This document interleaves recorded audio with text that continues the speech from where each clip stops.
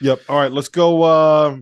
Let's go to the other side of the region, or the other side of the bracket. Let's start with the Midwest.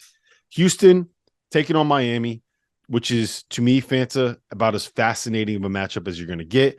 We also have at the bottom of the bracket Sean Miller taking on Texas and Rodney Terry. Again, just another absolutely fascinating matchup. Where do you stand? Who do you see coming out? Let's start with Xavier in Texas. Let's start there. Well, Dylan Dessou is playing as well as anybody right now in this tournament. I mean, he has been fantastic, guys. 45 points combined and 20 rebounds in 2 tournament games. Yeah. He's been nails.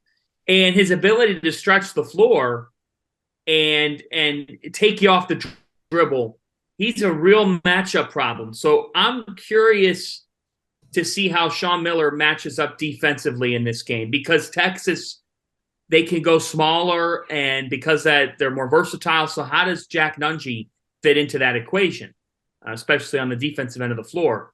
I think for Xavier, they cannot have Sule Boom continue to be off from the floor. Boom has not shot the ball well at all. The last 2 games from 3, he's like 2 for 11. He has not been good. And they can't continue to have that, or else they will lose to Texas. Against Texas, you can't try to start to get a feel for the game. Like, you can't be like, oh, I'm going to ease my way in. I'll find my shot at some point. No. Against Texas, you've got to come out and do what Xavier did against Pittsburgh on Sunday. That was Xavier at its best. Now, Pittsburgh allowed Xavier to run their stuff. Like, Pittsburgh did not make Xavier uncomfortable at all.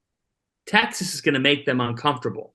What this comes down to for me is, if it's a guards game, which it very much is, this comes down to Texas's guards, what they're able to do, what Marcus Carr is able to do, what Sir'Jabari Rice can do from a scoring perspective off the bench. And on the other side, Xavier, will Sule Boom and Kobe Jones. And then I got to tell you, the most underrated piece of this regional, the whole thing of the 4 teams right now, is an experienced veteran sharpshooter in Adam Kunkel. Kunkel is hitting major shots for Xavier. Yep. So he can open things up. But this is Texas's physicality. Can Xavier match Texas physically? I don't know about that. I agree with that. Here's the thing that scares me about this game for Xavier. Pitt played right into their hands. Pitt took bad shots. They didn't move the ball. I mean, they would opt for a tough 2 as opposed to swing for an open 3. And that happened quite a bit. And then what that allowed Xavier to do was get out and run. And if you're going to shoot a layup, and if you're going to fall on the ground and not get a foul call, you're screwing the rest of your team. And I know that sounds kind of harsh, but there was a couple of times where a Pitt player would go up for a layup, he'd get knocked on his butt, he would stay down, and then Xavier's gone. Like, you can forget it. Xavier's gone. They're going to be able to score. They move the ball quickly, and they have 4 or 5 decision makers on the floor at one time. Here's the problem with that. Texas isn't going to take those same shots. Texas isn't going to let them get out and run. You're going to have to execute much more in the half court, as opposed to basically playing against a non-set defense where you can pass, patch, attack closeouts, things like that. Texas isn't going to let you do that. I think it's going to be tough for Xavier. I think this is a difficult matchup. One, because Texas is physical. They're old. They move the ball and they take good shots. You get down on the other end and, they're just – you're going to be playing against a set defense more often than not when you play Texas. That's where I think – like, you're not going to have a 48-point half against Texas. It's just not going to happen. So that's kind of that's where Xavier can run off on a team. That's where I think they're going to have trouble against Rodney Terry and his crew. Yeah, to me, it just kind of comes down to, as simplistic as this sounds, being good enough defensively, making life hard for Dylan Dessou, and then you need one of Colby Jones or Sule Boom to have a day. Like, one of them's got to be able to go out and make some stuff happen. So, that's it's hard to do when they're playing when they're playing on 5, though. Like, against Pitt, like, they were scrambling. Like, Pitt was scrambling, so you can't scramble against Xavier. You better have your ducks in a row before you lock down. Like, that's why Kunkel got so many open looks. What I'm saying is, like, Sule Sully and Colby are going to have to go. They're basically going to have to go win a matchup, right? You're going to come down to a situation where it's like, all right, you're at a ball screen. You got to go beat Marcus Carr and Colby Jones. You got to go beat Serge Jabari Rice off the dribble. I think that's what it comes down to. All right, Houston, Miami. To me, it's not going to get a lot of hype, but I think that this is one of the most fascinating matchups because you have a team that is built on elite guard play and elite bucket getters winning games because they're just going to outscore you. No matter how much you put up, they're going to find a way to get one more point at least against a team built on defense and toughness and physicality and rebounding. They're like complete opposites. Fanta, go ahead. You're bursting at the seams right now to get something out. Go. What do you got to say? I love this game. I think it has a chance to be the best game of the Sweet 16 slate. I think Miami is going to find a way to win this game. Ooh, spicy. I cannot believe I'm saying that. Go ahead. I love the way that they are in sync. I love the fact that Nigel Pack can have the 20-plus point game on one night, and on the next, it can be Isaiah Wong. They can play through different hot hands, and they've got several. And Omier, his ability to rebound the ball makes a good offensive team a great offensive team because he can give them extra opportunities. He wills them physically, and Jordan Miller is Mr. Steady. You can count on him for contributions throughout. He does every little thing for this team. They've got it. They've got the dudes. I really think that Auburn was giving Houston problems. All right? They were. They were up by 10. Houston put together an amazing second half. Miami is better than Auburn. They have some similarities. Their guards are much better, but stylistically, they can come out and they can give Houston problems if those guards are doing their thing. Now, will Houston be able to impose its will? And will Marcus Sasser keep on willing his team as well and delivering? Yeah, I mean, that could very well happen. And I do think that Jarris Walker's ability to play a great game in this is important because at the end of the day, Houston having a lottery pick, you can't say enough about what he means, what his presence means, all that. And they've just got dudes. Houston's got dudes between Roberts and Mark and Shed. Look, I know that.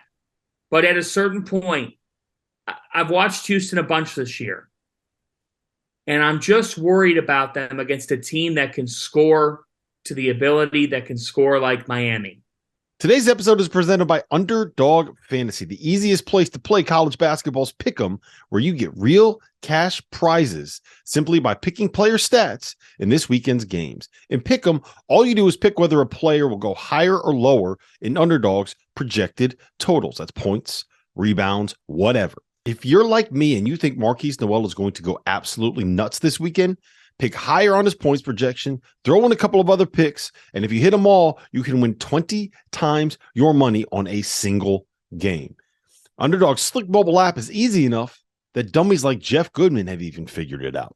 So go to UnderdogFantasy.com or download the app and use the code FIELD, FIELD, to get a 100% deposit match up to $100. Get in on the madness now.